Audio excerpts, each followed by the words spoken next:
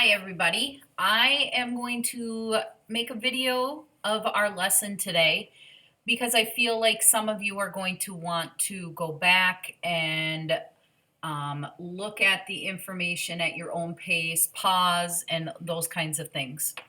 So as you take a look at our screen here, we are going to be discussing, so far we've been looking at equations that have already been created and then graphs from those equations. Okay, we are going to do the reverse now, where we are going to be given information, data, and you are going to create the graph and an equation from this data. So in other words, we are going to make a scatter plot. So it might not be a perfect straight line or a perfect U or things like that, but we are going to make the most accurate graph of our data that we can. We're going to use our calculator to do that. So as we take a look at our notes and we see example 4 from the book, it says that this data was collected and shows the different years and the US backpack sales in millions that took place for those years. Now the first thing we have to do is we basically have to enter our table into our calculator. In order to do that, we go to Stat, and we are going to go ahead and we're going to edit our information. So I already have the information in my lists, which means I'm just going to go ahead and I'm going to clear that out. If you have any information in any of your lists, you will want to go all the way to the top and hit clear and enter that information or get rid of that information. Okay? I'm going to quit on that one, and I'm going to go ahead and I'm going to edit my data. I'm going to leave this column in there. So notice it says, let the year 2000 be represented by 0. Those are easier numbers to deal with in your X column rather than 2000. So that just makes it a little easier. Now in my next column, list 2 is my Y's. This is where I'm going to have to enter each of these pieces of data. And so you go ahead and you just one by one enter them in your column using your calculator. What you may want to pay attention to is that you definitely go one thing at a time.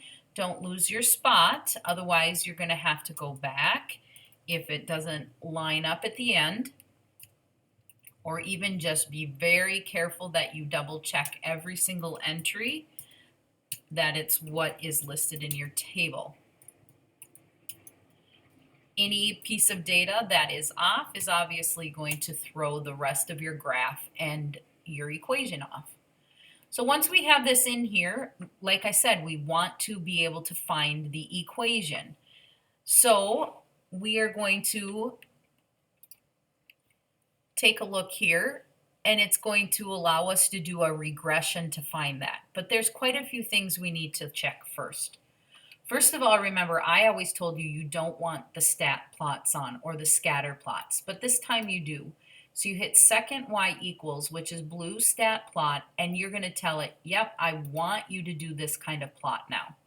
So turn that on your calculator. Notice it's going to draw the data from list 1 and 2 that you've already created. Okay, so we took care of that.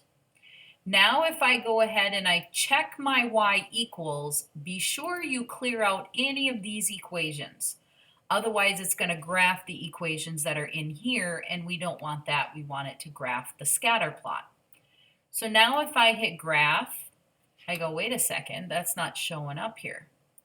Well, I want you to think for a moment about the data you just entered. Normally on our window, look at the grid paper you have set up. We normally set it up to go from -10 to +10, but we need to tell it we want a window to be different. We want it, think about our smallest value, our smallest x value was a 0. So we're going to go ahead and we're going to have our x's go anywhere from 0 up to, here it's 14. But let's go ahead and we can take it past 14, so let's go to 20. All right, and then we can still go by steps of 1. Our y values completely different. Look at what we put in our y values. The smallest y value is this value that's at about 1100. So that's where we want to start. And then we're going to go all the way out to our largest value, which was right around 2800. So we're going to enter that. And then, of course, we cannot go by ones or increments of 1. So you're basically creating a table on your calculator rather than on paper. And you're just telling it what kind of increments to put on your y-axis. And so let's go by maybe 100. Let's see if that works. And if it doesn't work the way you want it to, go back and fix it and change some things here in your different axes. So now when we hit graph, it sure looks like all of our data is graphing here. Okay. And we can even look at the table. So go second table. And as we take a look at that it doesn't look quite right. But if you remember, that's because we put our stuff in our list here. Okay? So what we want to do now is tell the calculator we want you to draw a line that best fits this graph. And in order for your calculator to do that, you go back to stat again, and you're going to go across to calc. We want it to calculate, well, this says a lin regression, so a linear regression, meaning an equation in this form. Well, this is not a straight line, so we don't want that one. Think about quad, quadratic. Those usually look like U's. And again, that does not look like a U. There's more curves in it. So we're going to go and we're going to try the cubic one. That cubic is 3, so now we're going x to the 3rd power is what my equation would look like. So I go down here to calculate, and I will tell the calculator, do your job.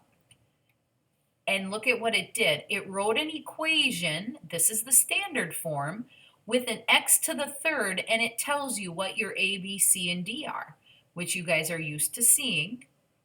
So it tells you the coefficients that would be out in front of each of these different variables or your constant. And there would be your equation. Now we would rather have one where the a value is a little closer to 1. So we're going to go back to stat, and we're going to go to calc again. But this time, let's go ahead and let's try the next one, which is a quartic, which means a power of 4. Okay, a quarter, a fourth, 4.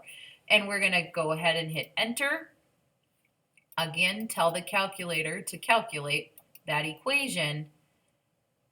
And look at what it did. It gave you an equation, and it told you what each of those parts were. Now that's what it's listing here in your notes. You would fill in each of those parts in the equation. So in other words, you would write those things down in these blanks. My a is, we're going to round it to 0.2. So we would put 0.2 for my x to the 4th power. My b, or what comes in front of my x to the 3rd, is a negative 3.9. So minus 3.9. Again, the reason we're choosing this one rather than the other one is because it's just going to be a little bit more accurate, okay? Because this is going to be a little closer to 1. As we take a look, just keep filling in a positive 26 point, okay? A positive 26 point, is that a 4? Yep. And then minus 43.6. And then you have plus 1,139.9. You have an equation now. And again, you need to tell the calculator, I want you to graph that equation for me. So now you go back to this and you enter what you just put. 0.2 x raised to the 4th power, and then you have minus 3.9 x to the third power, caret key third power. And then you keep moving along, plus 26.4. And that's x raised to the second power. Again, I got to use my right arrow key to get out of there. Minus 43.6 x. And lastly, plus 1,139.9. And now you have the equation that the calculator wrote for you. And when we hit graph now, look at what happens. Look at how close that graph or that curve is to my actual data. And that's called a linear regression, or not linear, sorry, it's just called a regression, which means it's as close of a line as we can get, so then we can tell things about the future beyond the data we collected. Remember, we only went out to 2014, but what if we wanted to talk about what's happening in 2015? Then our line, or our regression, sorry, would help us with that if we go to the table. Second table, and now if you look, because we have an equation in there, we can see in the table, remember the X's are the years. As I scroll through the years, it will give me, oh, there's year 15. It will now tell me how many millions of dollars of profit I just made. Okay, now this is asking for it in billions, but let's just go ahead and put 3,388.4 millions. And if you want to change that to billions, it would be 3.38 billion in profit. Okay? So that's a lot of work and a lot of steps. You can see why I wanted to videotape it for you. You can go back and watch the parts that you need, pause it as you're going through your problems in your homework today. Again, be very careful. What you're doing is you are creating these lists. And when you go and edit and create these lists, you're creating those XY tables of data so that your calculator can give you the best guess of some sort of a curve that will match the data, so you can write an equation and use that equation to talk about what will happen in the future. This is exactly what businesses do when they are making projections or deciding their profits and their losses. They're deciding, Best Buy's trying to decide which things are they going to sell in their store. And they evaluate their profits and things like that this exact way, by collecting data, graphing it, and trying to decide what will happen in the future. And if it's not cutting the mustard, they axe it and they don't sell it anymore. So this would be, if you're planning to go into any kind of business, this kind of thing is what you would use to project things for the future. All right, good luck, and thanks for listening.